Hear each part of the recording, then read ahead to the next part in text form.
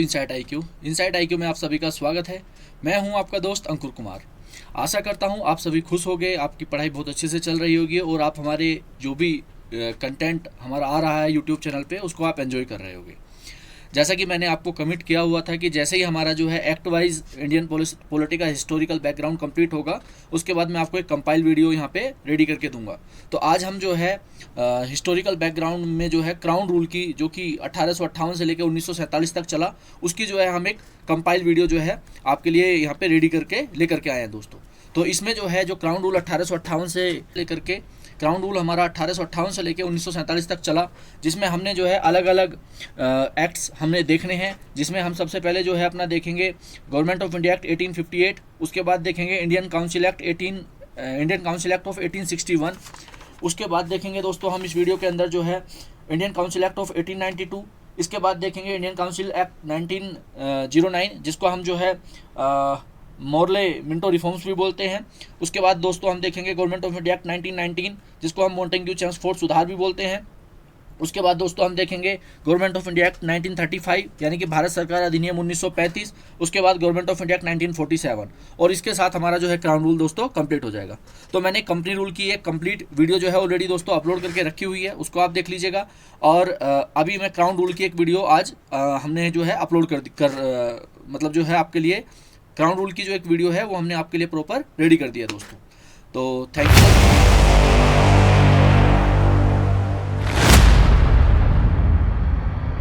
ठीक है, पढ़ना दोनों को सेम ही है। आप मॉडर्न हिस्ट्री में भी यही पढ़ेंगे, आप historical background of Indian constitution पढ़ते हैं तो भी आप यही पढ़ेंगे दोस्तों। तो क्राउन रूल 1858 टू 1947, इससे पहले हम पढ़ रहे थे कंपनी रूल। मैंने आपको बताया था कि जो हिस्ट्रिकल बैकग्राउंड होगा इंडियन कॉन्स्टिट्यूशन का उसको जो है हम दो पार्ट में पढ़ेंगे। ठीक है, एक पढ़ेंगे कंपनी रूल और सेकंड पढ़ेंगे क्राउन रूल। तो कंपनी रूल हमने दोस्तों ऑलमोस्ट पढ़ लिया है, अभी हम देखेंगे क्राउन रूल। तो पहले अभी तक जो भी चीज़ें थी वो कहीं ना कहीं कंपनी ऑपरेट कर रही थी, मैनेज कर रही थी, चाहे वो एडमिनिस्ट्रेटिव हो या किसी दूसरे तरीके की हो। लेकिन अभी पूर्ण रूप से जो है क्राउन रूल आ चुका है इंडिया के अंदर जो है, उसको हम डिस्कस करेंगे दोस्तों। तो चलिए दोस्तों देखते हैं हमारा क्या है क्राउन रूल के अंदर जो है। The revolt of 1857 happened and it was also called sepoy mutiny. देखिए 1800, अगर हम क्राउन रूल पढ़ रहे हैं 1858 में, तो इससे पहले 1857 में हमारा जो है रिवोल्ट हो चुका है, विद्रोह हो चुका है 1857 का। ठीक है, मेरठ में हुआ था। ठीक है ना, तो 1857 में जो है हमारा विद्रोह हो चुका है दोस्तों। और इस विद्रोह को हम जो है सिपाही म्यूटिनी भी कहते हैं। ठीक है ना। After the revolt of 1857 on the sepoy mutiny और द सिपाही mutiny the British government decided to abolish the East India Company. देखिए क्या हुआ, जब 1857 का विद्रोह हुआ तो कहीं ना कहीं ब्रिटिश गवर्नमेंट को ये डर सताने लगा कि अगर इस तरह के विद्रोह बढ़ते जाएंगे तो कहीं ऐसा ना हो कि हमारा जो सारा का सारा एडमिनिस्ट्रेशन हमने बनाया है या एडमिनिस्ट्रेटिव चीज़ें हमने की हैं वो समाप्त हो जाए। तो ब्रिटिश गवर्नमेंट ने डिसाइड किया कि हम क्या करते हैं, ईस्ट इंडिया कंपनी को ख़त्म कर देते हैं। तो ईस्ट इंडिया कंपनी को अगर हम ख़त्म कर देंगे और जो यहाँ के जो कंट्रोल होगा उसको हम जो है अपने हाथों में ले लेते हैं, ऐसा ब्रिटिश गवर्नमेंट ने सोचा। और सोचने के साथ साथ उन्होंने ऐसा किया भी। ठीक है, तो इसी के साथ साथ क्या हुआ कि जब 1857 का विद्रोह हुआ तो ब्रिटिश गवर्नमेंट ने ईस्ट इंडिया कंपनी को जो है अबोलिश करने का फाइनलाइज किया। The EIC transfer the power of government territories and revenue to the British crown. यानी कि ईस्ट इंडिया कंपनी ने जो है जो अपनी शक्तियाँ थी, क्षेत्र थे और रेवेन्यू था, उसको जो है ब्रिटिश क्राउन को ट्रांसफर कर दिया। After this act the company rule was abolished after the revolt of 1857। यानी कि जो हम ये एक्ट पढ़ेंगे, अब जो है जो इसके बाद एक्ट हम पढ़ेंगे, तो ये जो है एक्ट जो है 1857 के रिवोल्ट के बाद जो है बाकी जितने भी एक्ट थे उन सबको जो क्या कर दिया गया, अबोलिश कर दिया गया दोस्तों। ठीक है, इसके बाद this was done by the Government of India Act 1858 also known as the Act for Good Government. यानी कि और ऐसा किया गया, अभी तक हम पढ़ रहे थे, आपने देखा होगा अभी तक हम पढ़ रहे थे एक्ट, ठीक है ना, चार्टर एक्ट हम पढ़ रहे थे अभी तक जो है। लेकिन अब चार्टर एक्ट समाप्त होकर के अब क्या आ गए हैं, गवर्नमेंट ऑफ इंडिया एक्ट आ गए हैं। क्यों आ गए हैं, क्योंकि अब ईस्ट इंडिया कंपनी का राज नहीं रहा, अब चार्टर एक्ट नहीं चलेंगे, अब चलेंगे गवर्नमेंट ऑफ इंडिया एक्ट। ठीक है, तो 1858 का गवर्नमेंट ऑफ इंडिया एक्ट लाया गया और उसको कहा गया एक्ट फॉर गुड गवर्नमेंट। ठीक है ना, एक्ट फॉर गुड गवर्नमेंट उसको बोला गया, एक्ट फॉर गुड गवर्नमेंट। ठीक है दोस्तों, अब हम यही देखेंगे यहाँ पे जो है गवर्नमेंट ऑफ इंडिया एक्ट 1858। तो एक्ट ऑफ गॉड नहीं है, एक्चुअली गुड गवर्नमेंट है, इसको ध्यान रख लेना, act of good government. Government of India Act 1858 हम यहाँ पे देखेंगे दोस्तों। तो इसमें क्या था, designation of governor general of India change to viceroy of India. यानी कि क्या किया गया, हमारा पहले क्या था, गवर्नर जनरल ऑफ इंडिया हुआ करते थे, ठीक है, तो उनका नाम बदल के अब क्या कर दिया, वायसराय ऑफ इंडिया कर दिया गया। After this act the company rule was abolished after the revolt of 1857। यानी कि कंपनी का जो रूल था वो समाप्त कर दिया गया 1857 के विद्रोह के बाद, ठीक है। तो ये दो चीज़ें आ गई यहाँ पे। पहला क्या हुआ, गवर्नर जनरल ऑफ इंडिया का जो है डेजिग्नेशन वो चेंज कर दिया और उसको कर दिया गया वायसराय ऑफ इंडिया, ठीक है, और कंपनी रूल जो है समाप्त कर दिया। सेकंड थिंग क्या थी, first viceroy and the last governor general of India was Lord Canning, ठीक है, ये आप याद रखेंगे कि फर्स्ट वायसराय कौन थे और last governor general of India कौन थे, लॉर्ड कैनिंग थे, ठीक है ना। इसके बाद a new office was created and the name of the office was secretary of state. यानी कि एक नया ऑफिस बनाया गया और उस ऑफिस को नाम दिया गया secretary of state. This office was given complete control over Indian administration. यानी कि अब जितना भी कंट्रोल करा जाएगा वो इस सेक्रेटरी ऑफ स्टेट के ऑफिस से किया जाएगा। इंडिया के अंदर जो भी इंडिया का एडमिनिस्ट्रेशन होगा वो सेक्रेटरी ऑफ स्टेट के ऑफिस से दोस्तों किया जाएगा। इसके बाद क्या है, 15 member council was establish for assisting secretary of the state.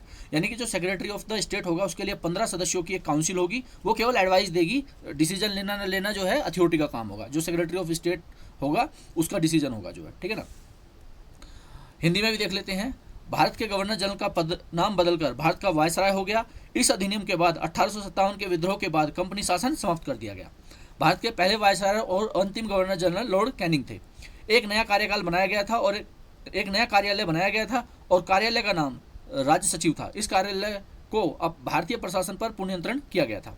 राज्य के सचिव की सहायता के लिए 15 सदस्यीय परिषद की स्थापना की गई। ये केवल सलाहकारी सदस्य थे, इनका जो है बातों को मानना कहीं ना कहीं जो है राज्य सचिव के लिए बाध्य नहीं था। तो ये हो गया दोस्तों हमारा। अब अदर चेंजेस क्या हुए वो भी देख लेते हैं। सिस्टम ऑफ डोल गवर्नमेंट अबोलिस्ड, यानी कि डोल गवर्नमेंट सिस्टम जो है, द्वैध शासन जो था उसको समाप्त कर दिया गया। पहले क्या बनाया गया था, सबसे पहले बनाया गया हमारा कोर्ट ऑफ डायरेक्टर्स, फिर बोर्ड ऑफ कंट्रोल, ठीक है। तो इन दोनों को जो है पूर्ण रूप से समाप्त कर दिया गया। पहले एक बनाया गया कोर्ट ऑफ डायरेक्टर्स बनाया गया, फिर बोर्ड ऑफ कंट्रोल बनाया गया, ठीक है। उसके बाद जो है दोनों को समाप्त करके जो है अबोलिश करके जो है खत्म कर दिया गया। Dissolve east India company and administration came under direct British rule, यानी कि जो ईस्ट इंडिया कंपनी थी उसको जो है समाप्त कर दिया गया, डिसोल्व कर दिया गया, उसको खत्म कर दिया गया। Administration came under the British rule, और जो एडमिनिस्ट्रेशन था उसको जो है ब्रिटिश सरकार के अंडर जो है ला दिया गया। Doctrine of lapse abolished. Doctrine of lapse का मतलब क्या था, आपको पता होगा। हड़प की नीति, हड़प की नीति क्या थी, या व्यापकता का सिद्धांत भी आप इसको बोल देते हैं। हड़प की नीति क्या थी, तो इसमें क्या होता था कि जिसके बच्चे नहीं होते थे वो गोद लेकर के अगर किसी को अपने कुर्सी पे बैठाना चाहे राजा महाराजा, तो उसको जो है वो उसको जो है वैलिड नहीं माना जाएगा, ठीक है ना। और देश के अंदर जो है कई जगहों पर इस तरह की चीज़ें हुई, ठीक है, जहाँ पर उनके खुद के बच्चे नहीं थे, उन्होंने किसी को गोद ले लिया तो उसको उस राज्य का जो है राजा नहीं मानते थी, जो है ईस्ट इंडिया कंपनी जो थी। तो जो डॉक्ट्रिन ऑफ लैप्स एबोलिश कर दी गई थी, यानी कि अब ऐसा नहीं होगा दोस्तों। Independent status to Indian princes and chief provided they accept British suzerainty, यानी कि अगर वो ब्रिटिश आधिपत्य को स्वीकार कर लेती है, ठीक है, तो वो जो है इंडिपेंडेंट डिक्लेयर कर दिए जाएंगे। इंडियन प्रिंसेस हों या कोई भी हो, अगर वो ब्रिटिश आधिपत्य को स्वीकार कर लेते हैं तो उनको जो है स्वतंत्र मान लिया जाएगा दोस्तों, ठीक है। तो दोस्तों ये हो गया हमारा। इसके बाद हिंदी में भी एक बार गो थ्रू कर लेते हैं। दोहरी सरकार की प्रणाली को समाप्त कर दिया गया था, अर्थात बोर्ड ऑफ कंट्रोल और court of directors. East India company भंग की गई और प्रशासन सीधे ब्रिटिश शासन के अधीन आ गए। हड़प का सिद्धांत समाप्त कर दिया गया। भारतीय राजकुमारों और प्रमुखों को स्वतंत्र दर्जा बरसते हुए ब्रिटिश आधिपत्य स्वीकार। Official to legislative council these included raja of Banaras, maharaja of Patiala and sir Dinkar Rao, ठीक है, सर दिनकर राव, ठीक है। तो इसमें क्या है, बेसिकली हमारा जो है जो वायसराय होंगे वो 3 इंडियंस को जो है नॉमिनेट करेंगे लेजिस्लेटिव काउंसिल के लिए। और इसमें जो इंक्लूड होंगे, इसमें कौन कौन होंगे, राजा ऑफ बनारस होंगे, महाराजा ऑफ पटियाला होंगे और सर दिनकर राव होंगे, ठीक है ना। ये 3 लोगों को जो है उसमें जो है नॉमिनेट इंक्लूड किया गया, बेसिकली वायसराय के द्वारा नॉमिनेट किया गया इन 3 लोगों को कि ये जो है लेजिस्लेटिव काउंसिल में जो है पार्टिसिपेट करेंगे। अब आप समझिए, इनको नॉमिनेट करने से कोई फर्क पड़ेगा? नहीं फर्क पड़ेगा। क्यों नहीं फर्क पड़ेगा? देखिए, इससे पहले मैंने आपको बताया था कि 1858 का भारत सरकार अधिनियम मैंने आपको बताया था। उसमें क्या कहा गया था कि हम किसी भी स्टेट को इंडिपेंडेंट मान लेंगे, कब? जब वो ब्रिटिश जो है सुजर्निटी को एक्सेप्ट कर ले, ब्रिटिश सरकार के आधिपत्य को स्वीकार कर ले। अब सपोज कीजिए राजा ऑफ बनारस है, भाई साहब वो कहने के लिए तो इंडिपेंडेंट है, लेकिन उन्होंने ब्रिटिश सरकार के आधिपत्य को क्या किया हुआ है, स्वीकार किया हुआ है। तो जो ब्रिटिश गवर्नमेंट चाहेगी वही तो वो बोलेंगे। तो उससे शामिल करने या ना करने से कोई फर्क नहीं पड़ने वाला था, बस जस्ट फॉर्मेलिटी के लिए उसको शामिल कर लिया गया।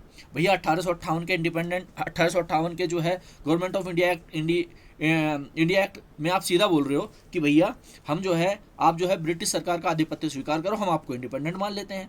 अब राजा ऑफ बनारस ने जो है भारत सरकार जो है ब्रिटिश सरकार का जो है आधिपत्य स्वीकार कर रखा है, अब उसको जो है नॉमिनेट कर दिया कि ठीक है जी तुम लॉ मेकिंग प्रोसेस में आ जाओ, तो भैया वो उसकी हाँ में हाँ ही मिलाएंगे ना, या महाराजा ऑफ पटियाला हैं वो उनकी हाँ में हाँ ही मिलाएंगे ना, या सर दिनकर राव जी हैं तो वो उनकी हाँ में हाँ ही मिलाएंगे ना। तो सिर्फ फॉर्मेलिटी के लिए ऐसा किया गया, बाकी इन सब चीज़ों से कोई फर्क नहीं पड़ा दोस्तों, ठीक है ना।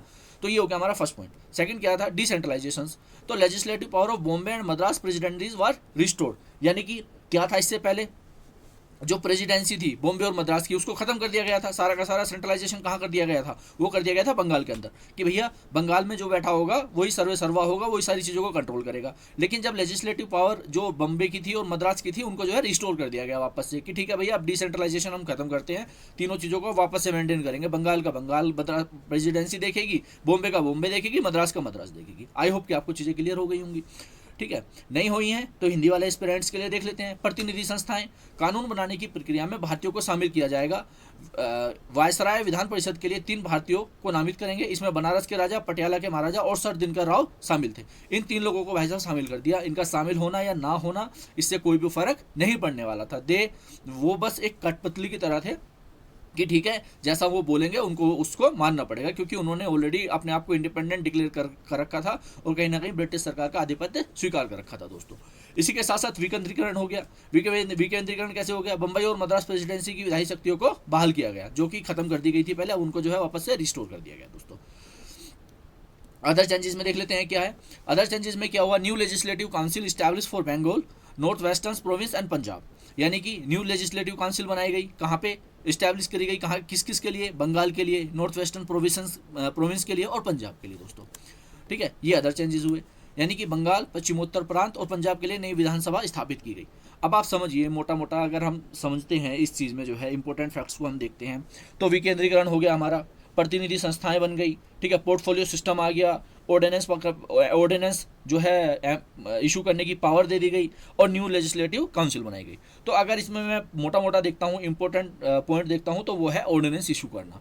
घुमा फिरा के क्वेश्चन अगर किसी एग्जाम में, आप इस तरह के एग्जाम में बैठ रहे हो, स्टेट पीसीएस में बैठ रहे हो या कहीं यूपीएससी में बैठ रहे हो, तो कहीं ना कहीं इस तरह के क्वेश्चन जो है घुमा फिरा के आपसे पूछ लिए जाते हैं।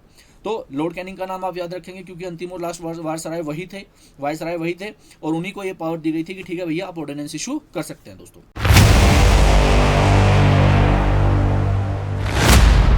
इंडियन काउंसिल एक्ट 1892 आज के लेक्चर में हम देखेंगे। इसके अंदर हम देखेंगे कि एडमिनिस्ट्रेटिव चेंजेस क्या हुए, लेजिस्लेटिव चेंजेस क्या हुए और साथ ही साथ अदर चेंजेस क्या हुए। ये सारी चीज़ें हम इस इंडियन काउंसिल एक्ट 1892 के अंदर जो है हम देखेंगे दोस्तों। तो सबसे पहले आता है एडमिनिस्ट्रेटिव चेंजेस। एडमिनिस्ट्रेटिव चेंजेस में क्या है, there is no administrative changes were made in this act. इस एक्ट में कोई भी जो है प्रशासनिक परिवर्तन नहीं किए गए दोस्तों। सीधी सी बात है, एक सिंपल लाइन है और इसके अलावा कुछ भी नहीं है, इतना ही आपको याद रखना है। साथ ही साथ प्रशासनिक परिवर्तन हिंदी में इस अधिनियम में कोई भी प्रशासनिक परिवर्तन नहीं किया गया। इसके बाद हम बात करते हैं लेजिस्लेटिव चेंजेस की दोस्तों। अगर लेजिस्लेटिव चेंजेस की हम बात करते हैं तो number of members non officials were increase in central as well as provincial legislative assemblies. Second one, official majority of the members were still maintain in legislative council. Third one, legislative councils empower to discuss the budget. देखिए अब क्या है, मैंने ये 3 point यहाँ पे legislative changes के अंदर डाले हैं कि जो नंबर ऑफ मेंबर्स हैं उनको जो है सेंट्रल और जो हमारा प्रोविंशियल लेजिस्लेटिव असेंबली थी उसमें जो है दोस्तों इंक्रीज कर दिया गया कहीं ना कहीं, ठीक है ना। पहले कम मेंबर्स थे और इसके अंदर जो है मेंबर्स को बढ़ा दिया गया दोस्तों, ठीक है ना। इसके बाद official majority of the members were still maintain in legislative council. जो ऑफिशियल मेजोरिटी थी, देखिए मेजोरिटी भी 2 तरह की थी, एक मेजोरिटी थी ऑफिशियल, दूसरी मेजोरिटी थी नॉन ऑफिशियल। तो जो ऑफिशियल मेजोरिटी थी मेंबर्स की उसको जो है लेजिस्लेटिव काउंसिल में अभी भी मेंटेन किया गया था, ठीक है ना। थर्ड पॉइंट क्या था, legislative council empower to discuss the budget. जो लेजिस्लेटिव काउंसिल थी उसको जो है बजट को डिस्कस करने की ताकत या शक्ति प्रदान की गई थी, ठीक। अगर हम एक क्वेश्चन इस यहीं से बन सकता है हमारा कि किस एक्ट के अधीन जो है लेजिस्लेटिव काउंसिल को बजट पर डिस्कस की अनुमति मिल गई थी। देखिए समझिए बात को, सिर्फ डिस्कस पे अनुमति मिली। ऐसा नहीं है कि उनको जो है ये पावर दे दी गई कि अगर वो कहीं चाहें तो कोई बजट का आर्टिकल या बजट की चीज़ों को कम या ज़्यादा करा सके। जस्ट डिस्कस कर सकते हैं, मानना ना कहीं अभी भी जो है क्राउन के हाथ में ही था, ठीक है ना। तो सिर्फ मानना था और कुछ भी नहीं था इसके अलावा। क्वेश्चन यहीं से बनेगा MCQ type question. MCQ type question क्या बनेगा कि किस इंडियन काउंसिल एक्ट के तहत जो है लेजिस्लेटिव काउंसिल को एम्पावर्ड किया गया बजट पर डिस्कशन के लिए। तो अगर आपको पता होगा कि इंडियन काउंसिल एक्ट ऑफ 1892 के तहत जो है लेजिस्लेटिव काउंसिल को एम्पावर किया गया बजट पर डिस्कस करने के लिए दोस्तों। तो ये पॉइंट नंबर 3 को आप बहुत अच्छे से याद रखेंगे। बाकी पॉइंट नंबर 1 और पॉइंट नंबर 2 इसके अंदर जो है इतने इंपॉर्टेंट नहीं है दोस्तों। इसके बाद हिंदी में भी हम देख लेती हैं। केंद्रीय और प्रांतीय विधानसभाओं में सदस्यों की संख्या में वृद्धि की गई। गैर सरकारी, मैंने आपको पहले ही बताया, ऑफिशियल नॉन ऑफिशियल। ऑफिशियल जो है ऑफिशियल तो जो हमारा सरकार के द्वारा चल रहे हैं, जो उनके खुद के ब्रिटिश एम्प्लॉई हैं उनको हम जो है ऑफिशियल मानेंगे, और उसके अलावा जो नॉमिनेट किए गए हैं उनको गैर सरकारी मानेंगे, ठीक है। तो केंद्रीय और प्रांतीय विधानसभाओं में सदस्यों की संख्या में वृद्धि की गई, ठीक है। वो भी नॉन ऑफिशियल में, जो ऑफिशियल थे वो फिक्स रहे। सदस्यों का आधिकारिक बहुमत अभी भी विधान परिषदों में बनाए रखा गया था। विधान परिषदों को बजट पर चर्चा करने का अधिकार था। तो ये बेसिकली हमारा हिंदी में हो गया दोस्तों। इसके बाद आता है अदर चेंजेस। अदर चेंजेस में हमारा क्या है, limited and indirect provision for use of elections was made in this act. यानी कि लिमिटेड, सीमित और अप्रत्यक्ष प्रोविजन जो है किए गए इलेक्शंस को करवाने के लिए इस एक्ट के तहत। लेकिन ध्यान में देने वाली बात है कि कहीं भी इस एक्ट में इलेक्शन शब्द का उपयोग नहीं किया गया है दोस्तों। The word election was not use officially. Officially कहीं पर भी इलेक्शन शब्द का इस्तेमाल नहीं किया गया। हिंदी में भी देख लेते हैं। इस अधिनियम में चुनाव के उपयोग के लिए सीमित और अप्रत्यक्ष प्रावधान किया गया था। आधिकारिक तौर पर चुनाव शब्द का इस्तेमाल नहीं किया गया था दोस्तों।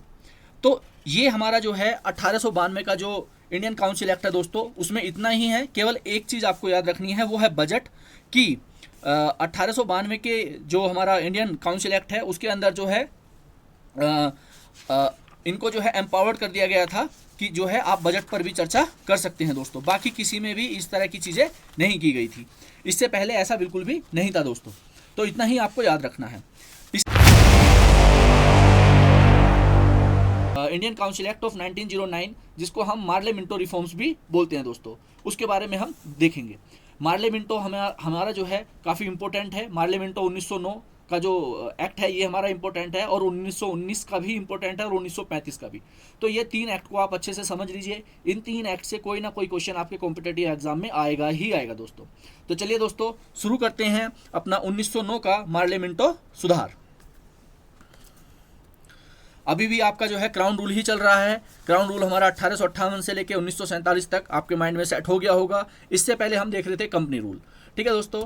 आज हम देखेंगे इंडियन काउंसिल एक्ट ऑफ 1909, जिसको हम मार्ले मिंटो रिफॉर्म्स भी बोलते हैं।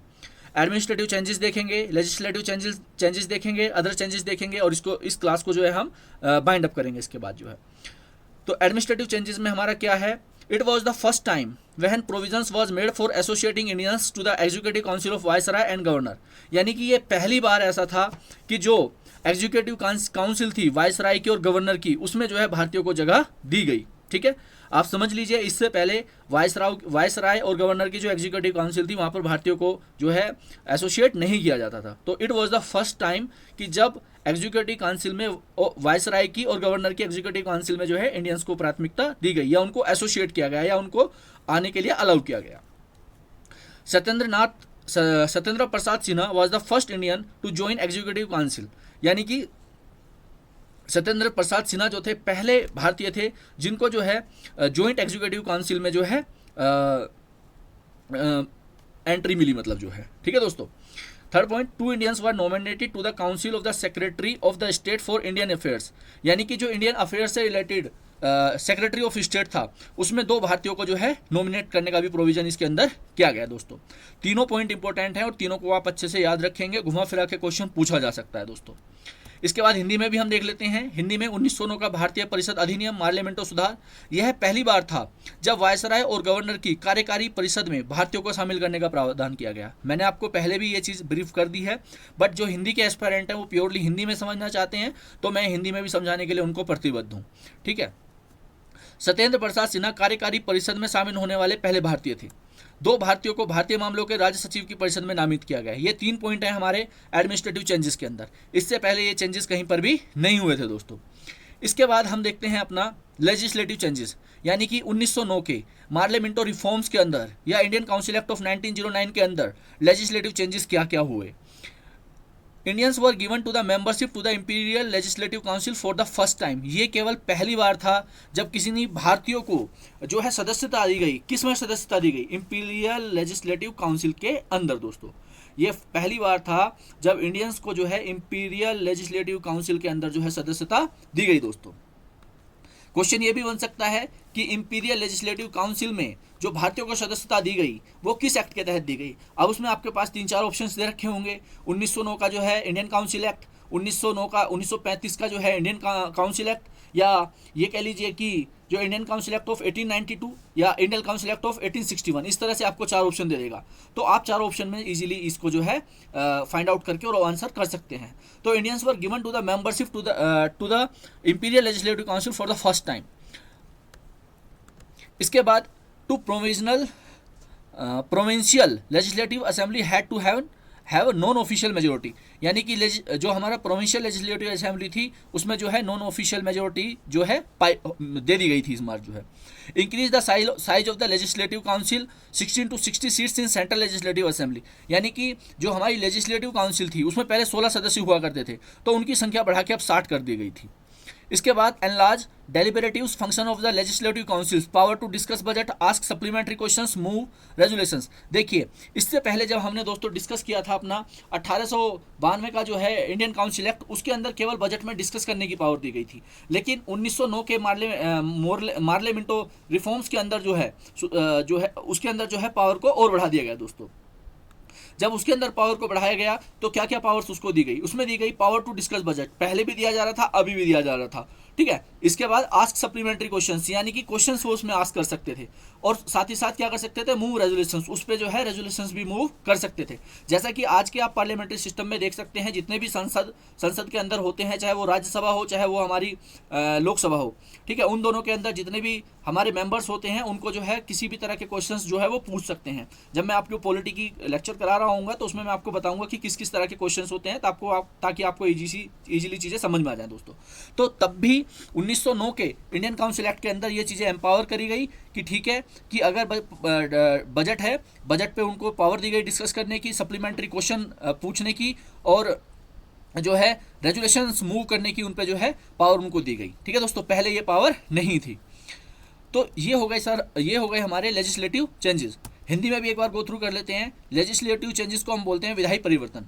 भारतीयों को पहली बार इंपीरियल लेजिस्लेटिव काउंसिल की सदस्यता प्रदान की गई। प्रांतीय विधानसभा के पास गैर सरकारी बहुमत होना चाहिए। विधान परिषद के आकार में वृद्धि, केंद्रीय विधानसभा में 16 से 60 सीटें कर दी गई।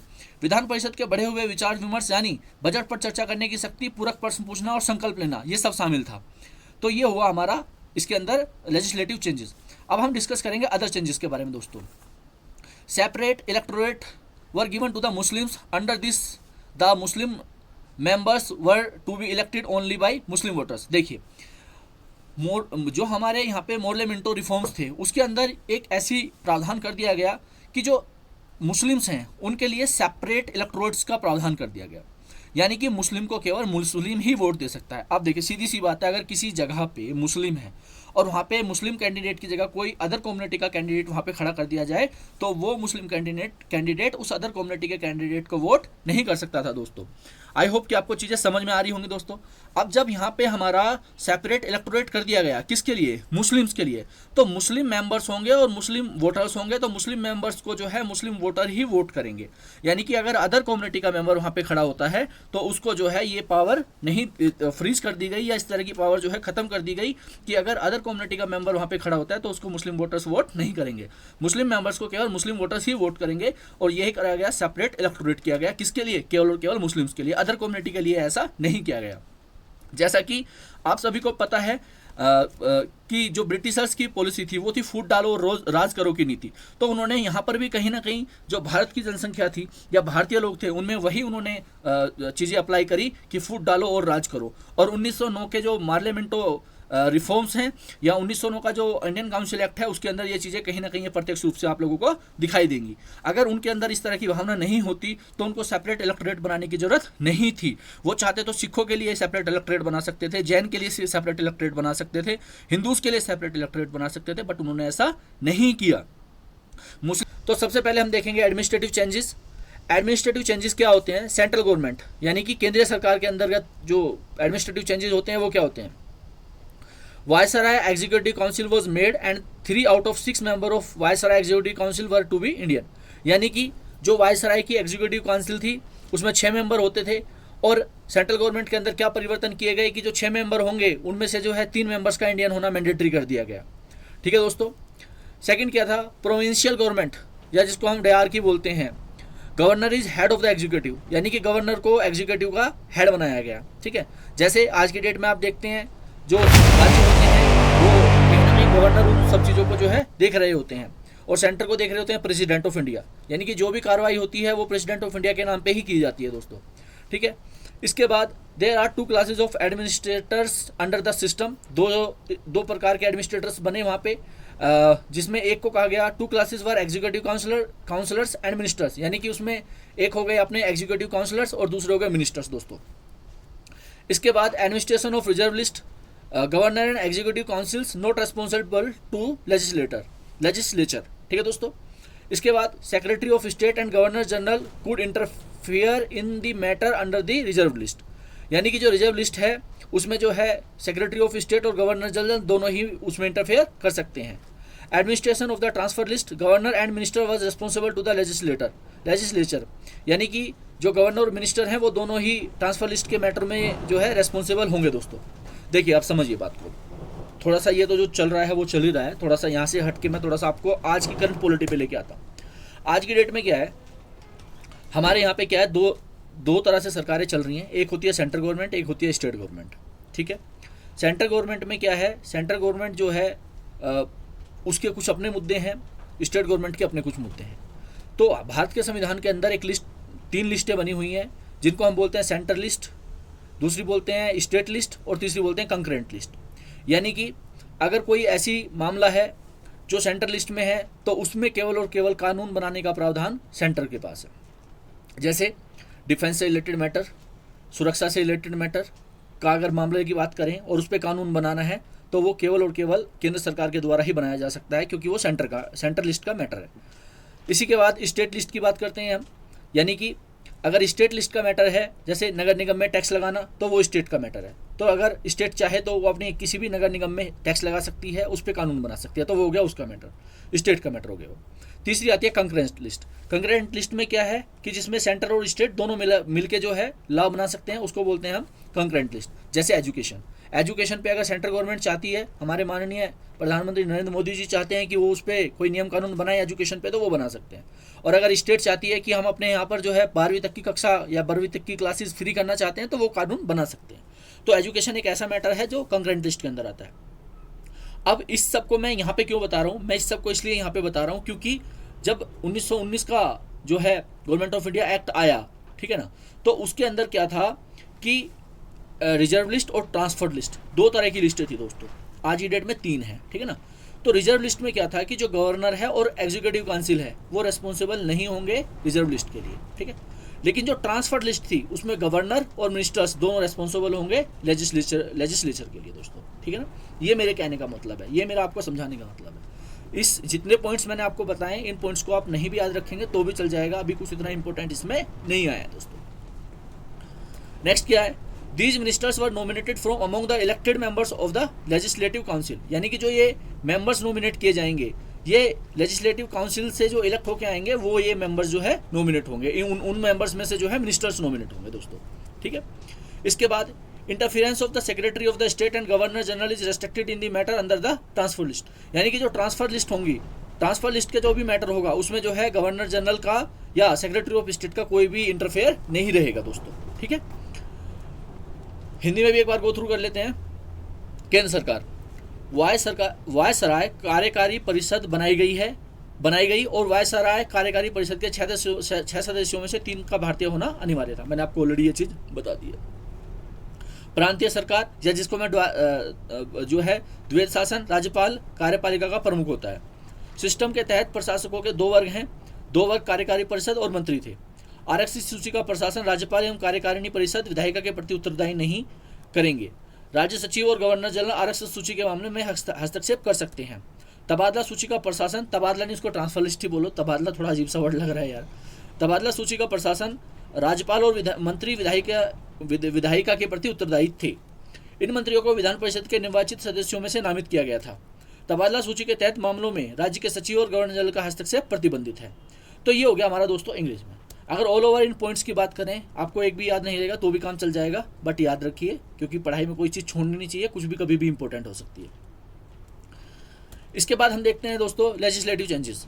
लेजिस्लेटिव चेंजेस भी दो तरह से हुए, एक सेंटर पे हुए, एक प्रोविंशियल लेवल पे हुए। तो सेंट्रल लेवल पे क्या हुआ, by cameralism was introduce upper house and lower house. अब देखो यहीं पे समझो दोस्तों, आज की डेट में क्या है, अब हम इसको रिलेट करते हैं आज के कॉन्स्टिट्यूशन में, या हमारे यहाँ पे किस तरह का सिस्टम है। आज भी तो भाई साहब यही सिस्टम है। संसद क्या है, संसद upper house plus lower house दोनों से मिलकर बना हुआ है, यानी कि राज्यसभा और लोकसभा से मिलकर बना हुआ है। तो अगर हम ये कहें कि जो आज की संसद है उसका जो सिस्टम है वो कब किस तरह का है, उसको किस जो है गवर्नमेंट ऑफ इंडिया एक्ट से लिया गया है, तो भाई साहब वो लिया गया है 1919 के गवर्नमेंट ऑफ इंडिया एक्ट से। क्यों? क्योंकि हमारा जो आज की डेट में संसद है, उस संसद के अंदर यानी कि जो सेंट्रल गवर्नमेंट है, उस सेंट्रल गवर्नमेंट के अंडर में आज भी अपर हाउस और लोअर हाउस दोनों है। यानी कि अगर हम अपनी लोकसभा की बात करें तो लोकसभा हमारा जो है लोअर हाउस है, और राज्यसभा की बात करें तो हमारा अपर हाउस है। और ध्यान देने वाली बात यह है, अपर जो हमारा राज्यसभा है वो कभी भी भंग नहीं होता है। ठीक है दोस्तों, उसमें क्या है, जो उसके मेंबर्स होते हैं वो रिटायर होते रहते हैं एक पर्टिकुलर टाइम पीरियड पे। तो by cameralism was introduce upper house and lower house. The upper house was called council of the state and lower house was called legislative assembly. ठीक है दोस्तों, यानी कि क्या है, जो अपर हाउस है उसको जो कहा गया काउंसिल ऑफ स्टेट, और लोअर हाउस को क्या कहा गया, लेजिस्लेटिव असेंबली। नेक्स्ट पॉइंट क्या है, majority of the members both house chosen by the direct election, यानी कि उनको प्रत्यक्ष रूप से जो इलेक्शन होगा उसकी मेजोरिटी के द्वारा जो है मेंबर्स को सिलेक्ट किया जाएगा। प्रोविंशियल गवर्नमेंट देख लेते हैं क्या है। प्रोविंशियल गवर्नमेंट जैसे आज की डेट में हम जब हमारा ये 1919 का जो है गवर्नमेंट ऑफ इंडिया एक्ट आता है तो उस टाइम पे जो है प्रोविंशियल की डेट में हम उसको, लेकिन आज की डेट में हम उसको क्या बोलेंगे, स्टेट गवर्नमेंट बोल सकते हैं। एक हो गई सेंट्रल गवर्नमेंट, एक हो गई स्टेट गवर्नमेंट। ठीक है, लेकिन जब 1919 का गवर्नमेंट ऑफ इंडिया एक्ट आया उस टाइम पे चलती थी सेंट्रल गवर्नमेंट और प्रोविंशियल गवर्नमेंट। ठीक है, और इसके अलावा एक और था, कमेंट में बताया ना मुझे, मैं देखता हूँ कौन इसका करेक्ट आंसर देगा। तीसरी क्या थी, increase size of provincial legislative assemblies, now about 70% of member were elected, यानी कि जो प्रोविंशियल गवर्नमेंट बनी उसमें जो है 70% मेंबर्स को जो है इलेक्ट किया जाता था वोटिंग करा के। और भाई साहब वो वोटिंग करने के लिए भी बहुत जो है टफ कानून थे। ठीक है ना, हर कोई जाके नहीं है कि मतलब कोई भी जाके जो है वोट कर देगा। आज की डेट में क्या है, आज की डेट में तो सपोज करो एक 100 करोड़ रुपए कमाने वाला आदमी है, उसकी भी वोट की वही वैल्यू है, और कोई आदमी जो है जो खेत में मजदूरी कर रहा है उसकी भी वोट की वही वैल्यू है। बट उस टाइम पे इस तरह का नहीं था। उस टाइम पे एक पर्टिकुलर फिक्स इनकम थी कि ठीक है, किसी की इनकम अगर XY सो एंड सो है तो वही वोट कर सकता है, या किसी के पास इतनी जमीन संपत्ति है वही वोट कर सकता है। तो भाई साहब आज का वोटिंग सिस्टम और 1919 के टाइम का वोटिंग सिस्टम में बहुत ज़्यादा डिफरेंस था। ठीक है, उसके बारे में मैं आपको बताऊंगा क्योंकि नहीं तो वीडियो बहुत लंबी हो जाएगी अगर वहाँ पे मैं चला गया तो 70% मेंबर जो इलेक्ट होते थे, इलेक्ट होके आते थे बेसिकली जो है इसके अंदर। सेकंड क्या था, division of the subject in provinces was done under 2 list, reserve list and transfer list. ये मैंने आपको ऑलरेडी बता दिया है कि 2 तरह की लिस्ट होती थी, एक होती थी ट्रांसफर लिस्ट और एक होती थी रिजर्व लिस्ट। और आज की डेट में क्या है, आज की डेट में सेंट्रल लिस्ट, स्टेट लिस्ट और कंकरेंट लिस्ट हो गया हमारा। ठीक है, इसके बाद आता है रिजर्व सब्जेक्ट। तो रिजर्व सब्जेक्ट क्या क्या थे, law and order, irrigation, finance, land revenue, ETC, यानी कि ये हमारे क्या हो गए, रिजर्व सब्जेक्ट हो गए। आज की डेट में भी तो भाई साहब किसके हाथ में है, सारा का सारा सेंटर के हाथ में तो है। क्या क्या है, अरे बताओ, मैं बताता हूँ क्या है। डिफेंस है, डिफेंस सारा का सारा किसके हाथ में है, सेंटर के हाथ में है। फाइनेंस भी लगभग सेंटर ही देखता है। ठीक है ना, लॉ एंड ऑर्डर की बात करें, स्टेट और सेंटर दोनों मिलकर देखते हैं। ठीक है, लेकिन रिजर्व सब्जेक्ट में जो है ये सारे मैटर 1919 के गवर्नमेंट ऑफ इंडिया एक्ट में डाल दिए गए कि भाई साहब ये सारे मैटर रिजर्व लिस्ट के अंदर आएंगे। ट्रांसफर सब्जेक्ट क्या होंगे, education, local government, health, excise, industry, public work, religious endowments, ये सब जो है हमारे होंगे सारे के सारे ट्रांसफर लिस्ट के अंदर जो होंगे। अब एक बार हम जो है इसका हिंदी में भी देख लेते हैं क्या है। द्विसदनीय वाद पेश किया गया था। उच्च सदन और निचला सदन, ऊपरी सदन को राज्य की परिषद कहा जाता था और निचले सदन को विधानसभा कहा जाता था। दोनों सदनों के अधिकांश सदस्य प्रत्यक्ष रूप द्वारा चुने जाते थे, मैं ऑलरेडी बता चुका हूँ। प्रांतीय सरकार, प्रांतीय विधानसभाओं के आकार में वृद्धि, अब लगभग 70% सदस्य निर्वाचित हो चुके थे। प्रांतों में विषयों का विभाजन 2 सूचियों आरक्षित सूची तथा स्थानांतरित सूची के अंतर्गत किया गया था, ऑलरेडी आपको बता चुका हूँ। आरक्षित विषय क्या क्या रहेंगे? कानून व्यवस्था, सिंचाई, वित्त, भू राजस्व आदि। हस्तांतरित विषय क्या रहेंगे? शिक्षा, स्थानीय सरकार, स्वास्थ्य, उत्पाद शुल्क, उद्योग, सार्वजनिक कार्य और धार्मिक बंदोबस्त। ये सारे क्या रहेंगे? हमारे हस्तांतरित विषय रहेंगे दोस्तों। ठीक है, अदर चेंजेस की बात कर लेते हैं। क्या हुआ? It was the first time when provincial budget was separated from the central budget. 1919 के गवर्नमेंट ऑफ इंडिया एक्ट से पहले क्या होता था दोस्तों? जो बजट होता था उसको कंप्लीटली सेंटर ही देखता था, उसमें जो प्रोविंशियल है उसका कोई भी हिसाब किताब नहीं होता था, या उनका कोई नियंत्रण कंट्रोल नहीं होता था, कोई मुद्दा नहीं था। बट अभी क्या किया गया? सेंटर का बजट अलग और प्रोविंशियल का बजट अलग। अगर आज की डेट में आप बात करते हो तो सेंटर का बजट अपना अलग से होता है, और हर फाइनेंशियल ईयर में जो है स्टेट गवर्नमेंट अपना अलग से बजट लेके आती है। तो आप समझ सकते हो कहीं ना कहीं ये चीज़ें 1919 का अगर एक्ट ना आया होता तो आज की डेट में हम जो है ये कानून भी कहीं से नहीं लेकर के आए होते दोस्तों। तो कहीं ना कहीं जो आज का बजट सिस्टम का हिसाब किताब है जो हमारा चलता है स्टेट और सेंटर के बीच में, वो कहीं ना कहीं 1919 के गवर्नमेंट ऑफ इंडिया एक्ट से प्रभावित है दोस्तों। The provisional legislatures were authorised to enact budget, extend the principle of communal electorates, Sikhs, Christians, Anglo Indians, Muslims. पहले क्या था आपको पता होगा? कम्युनल इलेक्टोरेट्स मैंने आपको बताया था। इससे पहले जो हमारा एक्ट आया था दोस्तों, उस एक्ट में मैंने आपको बताया था 1909 वाले में पार्लियामेंट रिफॉर्म्स के अंदर मैंने आपको बताया था कि जो है मुस्लिम्स के लिए जो है अलग से जो है इलेक्टोरेट्स बना दिए गए थे, कि मुस्लिम इलेक्टोरेट बना दिए गए। लेकिन अभी इसको एक्सटेंड कर दिया गया था कि सिखों के लिए भी अलग से इलेक्टोरेट होगा, क्रिश्चियंस के लिए अलग से होगा, एंग्लो इंडियंस के लिए अलग से होगा, मुस्लिम्स के लिए अलग से होगा। आपको पता है आज की डेट में जो एंग्लो इंडियंस के लिए जो रिजर्वेशन सिस्टम था हमारा जो है लोकसभा के अंदर जो है उसको समाप्त कर दिया गया है। यानी कि पहले 2 सीटें जो है लोकसभा में रिजर्व होती थी एंग्लो इंडियंस के लिए, कि केवल वो सीटें जो है एंग्लो इंडियंस के द्वारा ही भरी जाएंगी। बट आज की डेट में उन सबको जो है समाप्त कर दिया गया है। अब 1919 में जो हमारा गवर्नमेंट ऑफ इंडिया एक्ट आया दोस्तों, उसके अंदर आप समझ सकते हैं कि जो इलेक्टोरेट्स कम्युनल यानी कि जातिगत जो हमारा इलेक्टोरेट्स था उसको जो है बढ़ा दिया गया। 1909 वाले में केवल मुस्लिम के लिए था, लेकिन यहाँ पे बढ़ा के जो है 4 कम्युनिटी के लिए कर दिया गया, उसको सिख्स के लिए कर दिया गया, क्रिश्चियंस के लिए कर दिया गया, एंग्लो इंडियंस के लिए और मुस्लिम्स के लिए दोस्तों। मुस्लिम्स के लिए तो पहले से था ही, 3 के लिए और बढ़ा दिया गया। New office of the high commissioner for India in London was establish, यानी कि लंदन के अंदर जो है हाई कमिश्नर का ऑफिस जो है इस्टेब्लिश किया गया। ठीक है दोस्तों। Establishment of public service commission and it was called central public service commission 1926, यानी कि जो आज की डेट में हमारा यूपीएससी है कहीं ना कहीं वो प्रभावित था पब्लिक सर्विस कमीशन से, उसको इस्टेब्लिश किया गया और इसको कहा गया सेंट्रल पब्लिक सर्विस कमीशन, जो कि 1926 में इस्टेब्लिश किया गया था दोस्तों। अब इसको जो है 1926 में सेंट्रल पब्लिक सर्विस कमीशन के नाम दिया गया दोस्तों। ठीक है, तो आज का जो हमारा 1926 का सेंट्रल पब्लिक सर्विस कमीशन था वो आज का हमारा यूपीएससी है, यूनियन पब्लिक सर्विस कमीशन है दोस्तों। हिंदी में भी दोस्तों एक बार गो थ्रू कर लेते हैं। यह पहली बार था जब प्रांतीय बजट का केंद्रीय बजट से अलग किया गया था। प्रांतीय विधायिका को बजट बनाने के लिए अधिकृत किया गया था। सांप्रदायिक निर्वाचन मंडल का सिद्धांत का विस्तार किया गया। सिख, ईसाई, एंग्लो इंडियन, मुसलमान को जो है दे दिया गया अलग से जो है सांप्रदायिक निर्वाचक मंडल जो है। लंदन में भारत के उच्चायुक्त का एक नया कार्यालय स्थापित किया गया। एक लोक सेवा आयोग की स्थापना और इसे केंद्रीय लोक सेवा आयोग 1926 कहा गया। 1926 का मतलब है इसका नाम बदल के केंद्रीय से लोक सेवा आयोग कर दिया गया था दोस्तों 1926 में।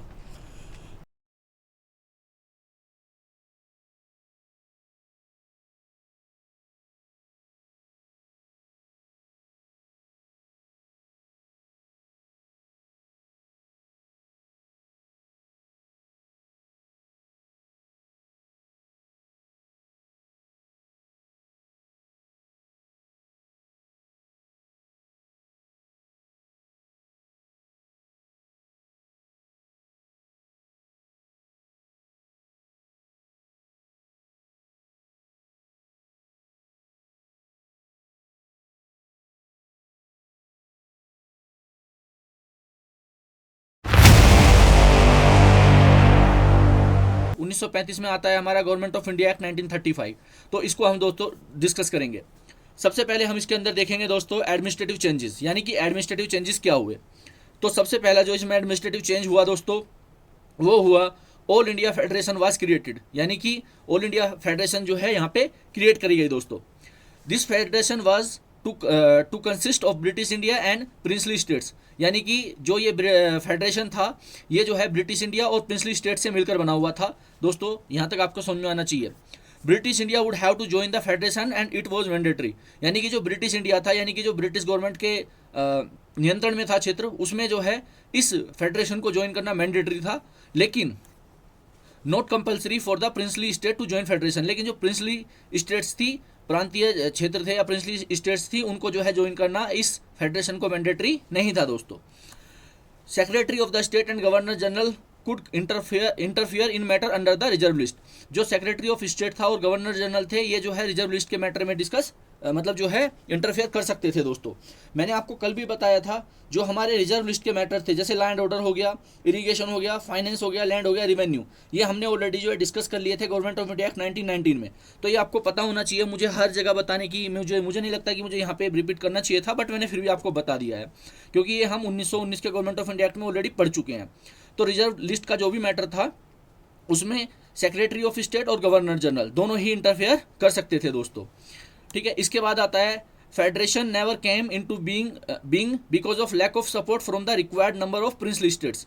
अब देखिए, फेडरेशन जो बनी तो सही, लेकिन कभी भी वो उस तरह से काम नहीं कर पाई जिस तरह से उसको करना था, क्योंकि उसमें जो है उसको अच्छे से काम करने के लिए जो है प्रिंसली स्टेट्स की रिक्वायरमेंट थी, लेकिन प्रिंसली स्टेट ने कभी उसको सपोर्ट किया ही नहीं। तो एक तरह से आप ये भी बोल सकते हैं कि फेडरेशन बनी तो सही, ऑल इंडिया फेडरेशन बनी तो सही, लेकिन वो कहीं भी कारगर सिद्ध नहीं हुई। जिस मोटो से उसको बनाया गया था, वो मोटो कभी पूरा हुआ ही नहीं दोस्तों। इसके बाद आता है दोस्तों हमारा, governor had to act on the advice of the ministers responsible for provincially legislator dyarchy ended.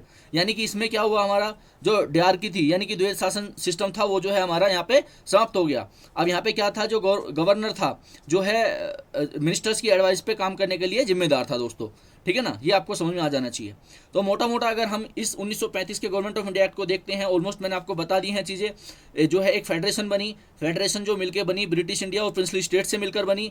जो ब्रिटिश इंडिया था, उसको इस फेडरेशन में शामिल होना मैंडेटरी था, जबकि जो कि प्रिंसली स्टेट था, उसका इसमें शामिल होना मैंडेटरी नहीं था दोस्तों। जो इसके अलावा सेक्रेटरी ऑफ स्टेट और गवर्नर जनरल दोनों ही रिजर्व लिस्ट के मैटर्स में जो है इंटरफेयर कर सकते थे। और रिजर्व लिस्ट में हमारा क्या क्या आता है, रिजर्व लिस्ट में हमारा आता है दोस्तों law and order, irrigation, finance, land, revenue, etc. ये जो है, ये हमारे सारे के सारे मैटर जो है रिजर्व लिस्ट में आते हैं। इसी के साथ साथ जो फेडरेशन बनी, वो बनने के बाद में सफल नहीं हो पाई, क्योंकि जो हमारा प्रिंसली स्टेट थी, उन्होंने जो है उसको सपोर्ट नहीं किया। तो बनना और ना बनना उसका दोनों ही असफल ही रहा बनना, मतलब ऐसे समझ सकते हैं आप। इसके बाद जो है गवर्नर ने जो गवर्नर थे, वो जो है मिनिस्टर्स की एडवाइस पे फॉलो करने के लिए कहीं ना कहीं रेस्पॉन्सिबल थे दोस्तों।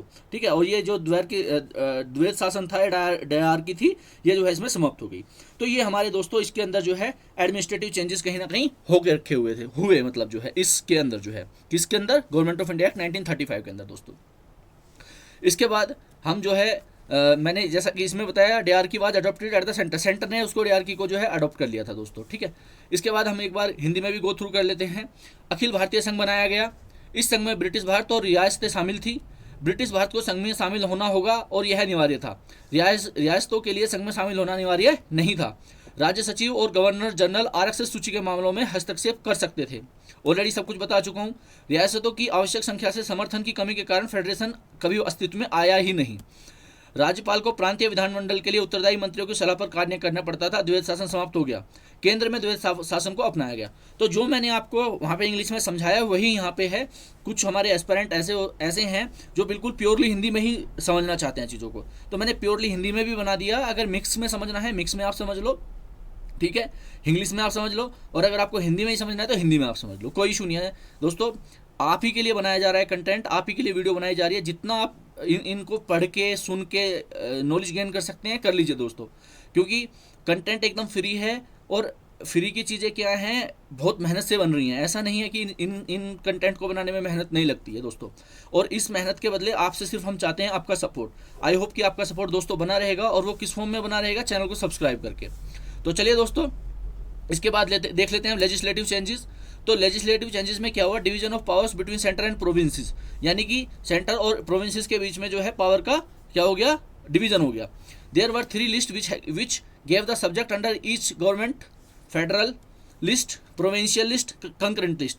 देखिए, मैंने जब 1919 का आपको गवर्नमेंट ऑफ इंडिया एक्ट बताया था, मैंने वहाँ पे भी आपको बताई थी एक चीज़ कि जो है आज की डेट में जब हम इंडियन कॉन्स्टिट्यूशन में देखते हैं तो 3 तरह की लिस्ट हमको देखने के लिए मिलती हैं।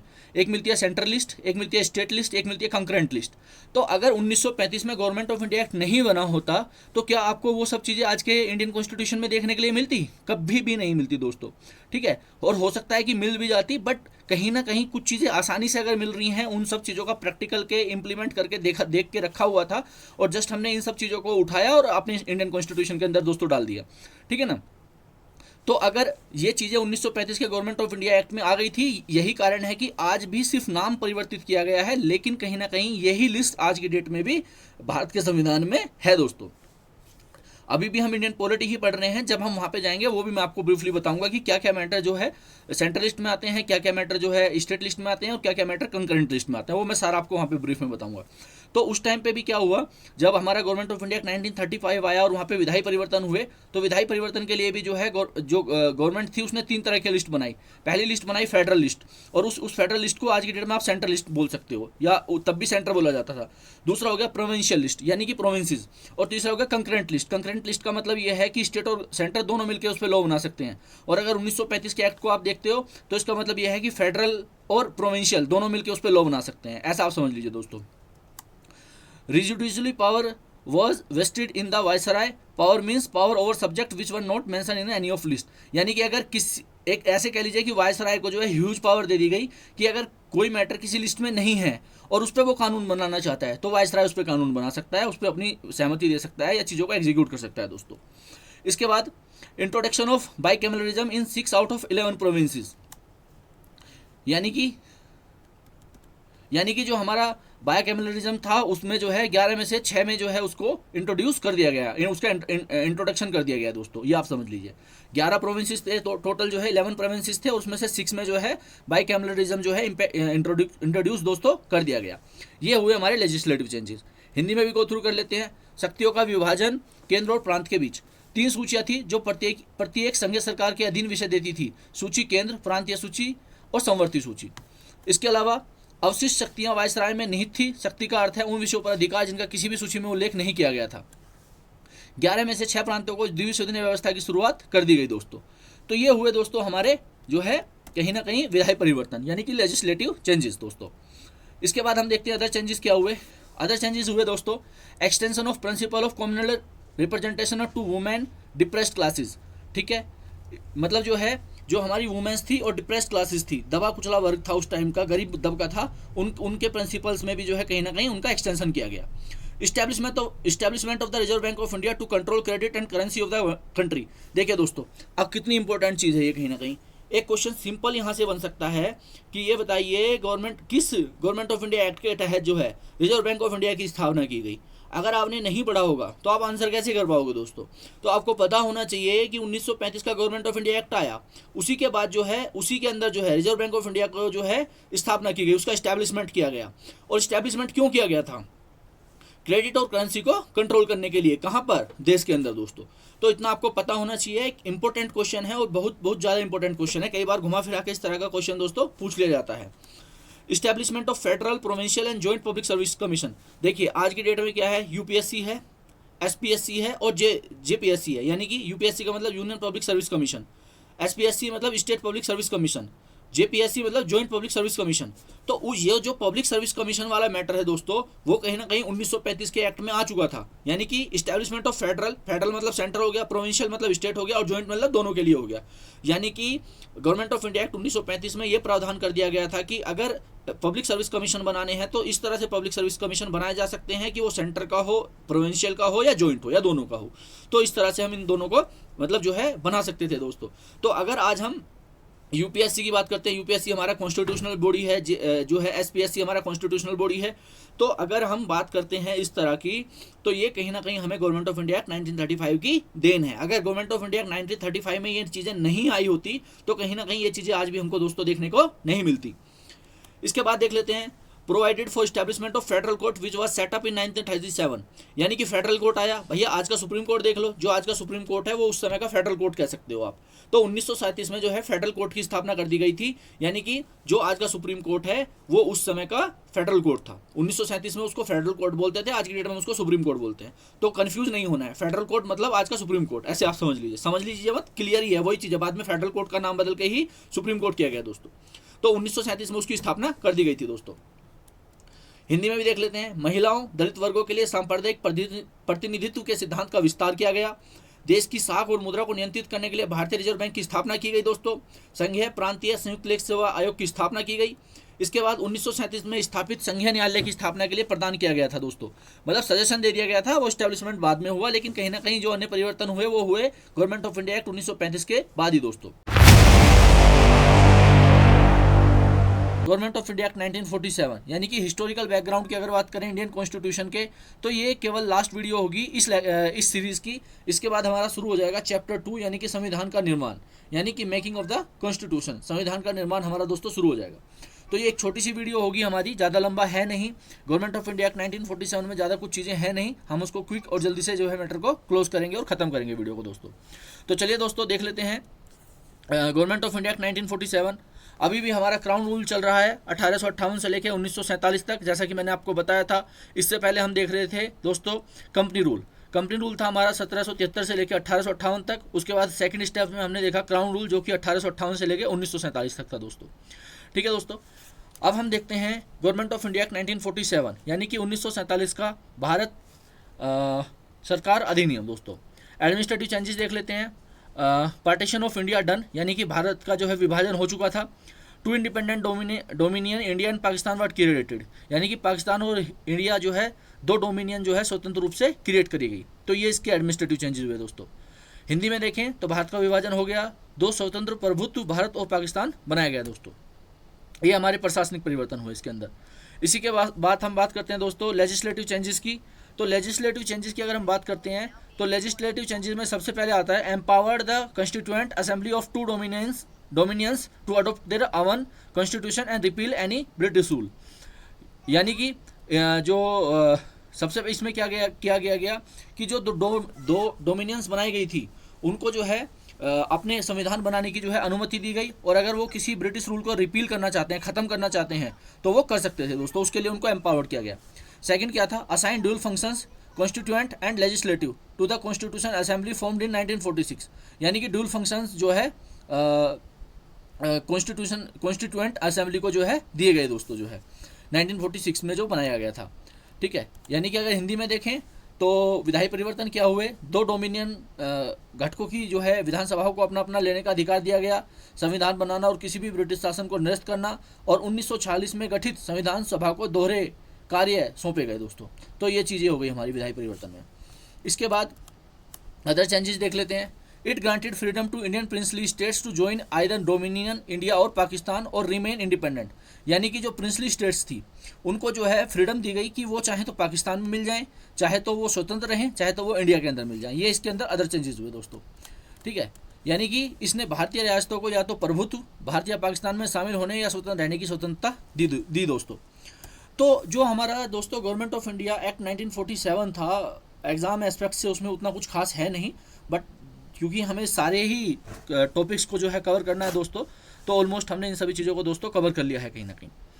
इसी के साथ साथ दोस्तों हमारा historical background of Indian constitution जो है आज का हमारा इस लेक्चर के साथ जो है दोस्तों समाप्त हो जाएगा। अभी क्या है, हमने आज थोड़ा सा डिस्कशन भी कर लेते हैं, क्योंकि आज जो है हमारा जो लेक्चर है या वीडियो है वो जल्दी कंप्लीट हो गई है, तो हम थोड़ा सा और डिस्कस कर लेते हैं इसके बारे में। हमारा किस तरह से मेथड रहेगा, जो हमारी आगे की आने वाली क्लासेज हैं वो उनको हम किस तरह से करने वाले हैं, और क्या है क्या नहीं है दोस्तों। तो हम करने वाले दोस्तों क्या है, पहले डिस्कस कर लेते हैं इसके बारे में। अभी जो हमने अपने यूट्यूब चैनल इनसाइट IQ पर वीडियो अपलोड किए हैं दोस्तों, वो वीडियो हमने अपलोड किए हैं एक्ट वाइज। यानी कि सबसे पहले हमने जो है एक्ट वाइज वीडियो शुरू की थी 1773 के रेगुलेटिंग एक्ट से लेकर के और गवर्नमेंट ऑफ इंडिया एक्ट 1947 तक हमने हर एक एक्ट की एक पर्टिकुलर वीडियो बना के अपलोड करी है। ठीक है, उसके बाद जब हमारा कंपनी रूल ख़त्म हुआ 1773 से लेकर के 1858 तक का, तो उस दौरान जो कंपनी रूल है उसके दौरान जितने भी 6 एक्ट आए उन सभी को मैंने कंपाइल करके भी एक वीडियो बना रखी है, जो कि लगभग 1 घंटे के आसपास की, आई थिंक 53 या 54 मिनट्स के आसपास की वीडियो है। तो जो एस्पिरेंट ये चाहते हैं कि उन्हें वन गो में ही उसको कंप्लीट करना है कंपनी रूल को, तो आप उस वीडियो उसको देख लीजिए। और पर्टिकुलर अगर किसी एक्ट में इशू आ रहा है आपको, तो जस्ट उस एक्ट को देख के आप जो है समझ सकते हैं। आज हमारा खत्म हुआ है क्राउन रूल, जो कि 1858 से लेकर के 1947 तक था। तो अभी मैं क्या करूँगा, एक वीडियो आपको कंपाइल करके जो 1858 से लेकर के एक्ट बने हैं वहाँ से लेकर के, और गवर्नमेंट ऑफ इंडिया एक्ट 1947 तक एक वीडियो कंपाइल करके मैं अपलोड कर दूंगा। तो जो एस्पिरेंट ये चाहते हैं कि सिर्फ हमें ताज क्राउन रूल पढ़ना है या ताज का शासन सिर्फ हमें पढ़ना है, तो वो केवल उस वीडियो को गो थ्रू कर लेंगे।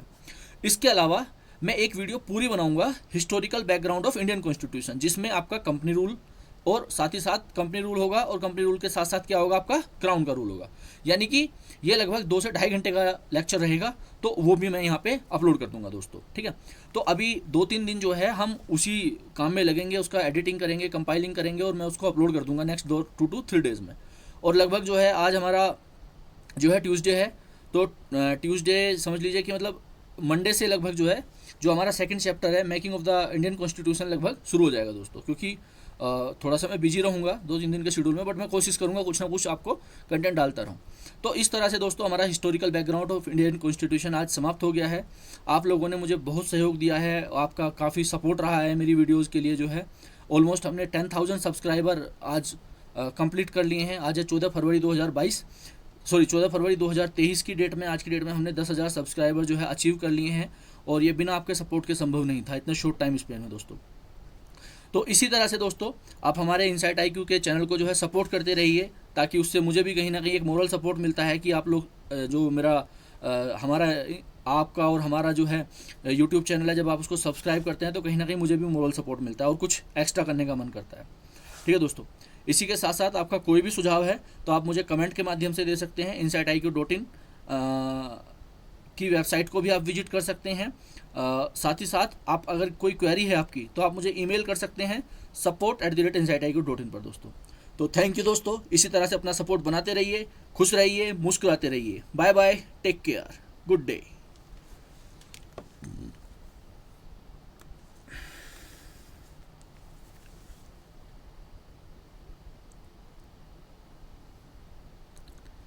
है तमन्ना